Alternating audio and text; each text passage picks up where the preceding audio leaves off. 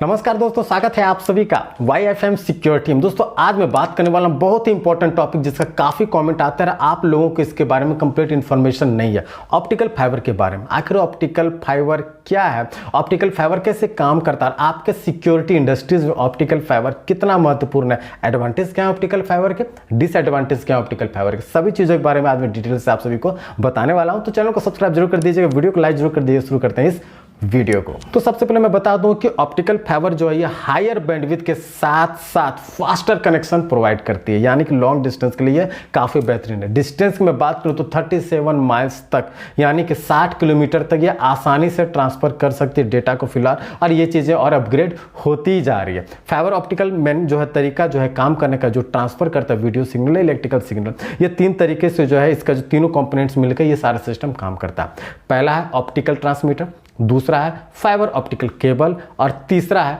Optical receiver.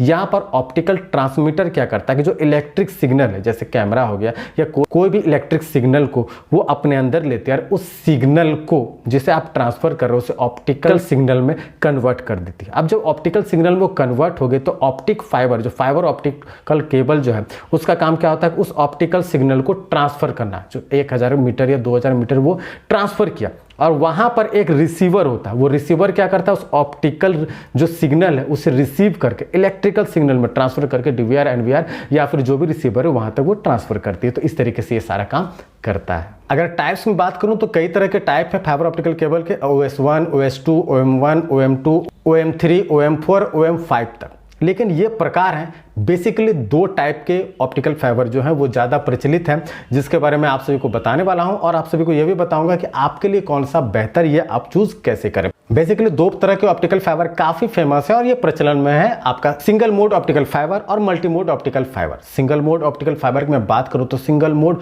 Optical fibre का जो main core है, जिसे लाइट पथ कहते हैं, यानी ग्लास वाला जो पार्ट होता है वो 9 माइक्रोन्स के आसपास का होता है, और क्लेडिंग जो ऊपर कोटिंग होती है वो 125 माइक्रोन के आसपास का होता है, और ये बेसिकली लॉन्ग डिस्टेंस के लिए यूज की जाती है। इसमें भी दो टाइप है, OS1 और OS2। OS1 जो है इंडोर स्टेशन यानी छोटे डिस्टेंस के लिए ज़्यादा यूज़ किए जाते हैं। ये 2000 मीटर्स तक के डिस्टेंस एरिया को कवर करती है, तो उससे कम तो 2000 मीटर तक अगर डिस्टेंस कवर करना है तो OS1 वाला ऑप्टिकल फाइबर बेहतरीन है आपके लिए। OS2 की मैं बात करूँ तो OS2 जो है ये लॉन्ग डिस्टेंस के लिए काफ़ी यूज़ होते हैं, ब्रॉडबैंड वगैरह इस तरह की जो चीज़ें हैं काफ़ी ज़्यादा यूज़ होती हैं OS2 वाले ऑप्टिकल फाइबर। तो ये आपका 5000 मीटर से 10,000 मीटर तक के एरिया को कवर करती है। यूज़ में बताऊँ तो ब्रॉडबैंड, टेलीविजन नेटवर्क, इस तरह के लॉन्ग डिस्टेंस या CCTV कैमरा, NVR DVR के सिग्नल्स को आप काफ़ी डिस्टेंस तक आप देना चाहते हैं, 5000 10,000 मीटर तक ट्रांसफर करना चाहते हैं, तो वहाँ पर ये OS2 वाला वायर बेहतरीन है आपके लिए। अब बात करते हैं मल्टी मोड वाला ऑप्टिकल फाइबर के बारे में। तो मल्टी मोड ऑप्टिकल फाइबर का जो कोर होता है वो 50 से 62.5 माइक्रोन्स तक होता है, यानी 50 to 62.5 माइक्रोन्स के आसपास का ये होता है, और जो क्लैडिंग होती है, जो कोटिंग होती है वो 125 माइक्रोन के बराबर होती है। और अगर इसके बात करूँ तो ये बेसिकली यूज़ आपके लोकल एरियाज़ के लिए होते हैं, यानी लोकल एरिया नेटवर्क या फिर जो कैंपस होता है, बिल्डिंग के कैंपस होते हैं, इंडोर स्टेशंस होते हैं या फिर अंडरग्राउंड वायरिंग वगैरह करें, इन सभी के लिए ये काफ़ी बेहतर होता है। और CCTV कैमरा, जब आप इंडोर सिग्नल जब छोटे ज़्यादा डिस्टेंस आपका नहीं है तो फिर 2 किलोमीटर 3 किलोमीटर तक के लिए ये चीज़ें सही है और वहाँ तक आप इसे यूज़ कर सकते हैं। लेकिन बेसिकली ये इंडोर के लिए बना है, और इंडोर में आपको इसमें जो कि मल्टी मोड है, तो अगर एक वायर किसी तरह से डैमेज हो जाता है तो दूसरा वायर जो इसके साथ होता है वो आपको कोऑपरेट करता है उस सिग्नल के ट्रांसमिशन में। तो इस कारण से आप CCTV कैमरा में मैक्सिमम अगर डिस्टेंस बहुत कम है तो आप मल्टी मोड वाला जो ऑप्टिकल फाइबर है उसे आप यूज़ कीजिए, और जब वो बंच बन जाता है, यानी कि 16-17 कैमरे का एक बंच बन के जब आप उसको लॉन्ग डिस्टेंस में ट्रांसफर करना चाहते हैं, बहुत ज़्यादा 5000 या 10,000 मीटर तक में, तो ऐसी स्थिति में आपको वहाँ पर यूज़ करना होगा सिंगल मोड वाले ऑप्टिकल फाइबर, यानी OS2 वाले ऑप्टिकल फाइबर। तो इस तरीके से ऑप्टिकल फाइबर का आप चुनाव करें, इस तरह से आप सिलेक्शन करें कि आपके CCTV कैमरे के लिए, IP कैमरे के लिए कौन सा बेहतर है। अब बात करते हैं डिसएडवांटेज के बारे में। अब तक तो हमने सारे अच्छी चीज़ें जानने की कोशिश की ऑप्टिकल फाइबर के बारे में, और उन चीज़ों के बारे में हमने जाना। अब बात करते हैं कि इसके डिसएडवांटेज क्या है। डिसएडवांटेज की मैं बात करूँ तो ये एक फ्रेगाइल जो एक है, इसका पहला जो है ये फ्रेगाइल यानी भंगुर या नाजुक, ये अगर ज़्यादा आप बेंड करेंगे तो ये बहुत जल्दी टूट जाता है।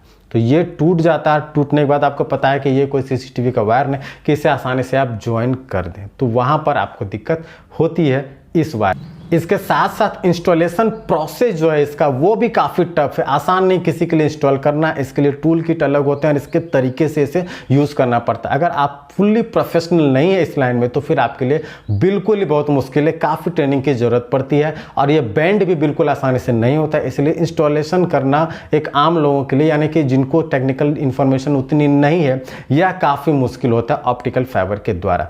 इसके साथ साथ इसका जो कॉस्ट है काफ़ी हायर है। अगर आप कंपेयर करें लैन वायर से या फिर आप कॉपर वायर से तो कॉस्ट काफ़ी ज़्यादा है और ये आम दुकानों में आपको नहीं मिलता, आम शॉप में आपको नहीं मिलते हैं। आपको प्रोफेशनल शॉप में जाना होता है, प्रोफेशनल शोरूम में जाना होता है और वहाँ पर आपको बेहतर क्वालिटी के आपको चूज़ करने होते हैं। इसके साथ साथ इसमें ज़्यादा ऑप्शन नहीं है, ज़्यादा ब्रांड का भी ऑप्शन नहीं है जहाँ पर आप जो है अपने हिसाब से परचेस कर सकें। तो आपके एरिया में अगर किसी एक शॉप में मिलता है तो आपको मजबूरन वहीं से आपको परचेस करनी पड़ेगी, तो ये प्रॉब्लम तो है।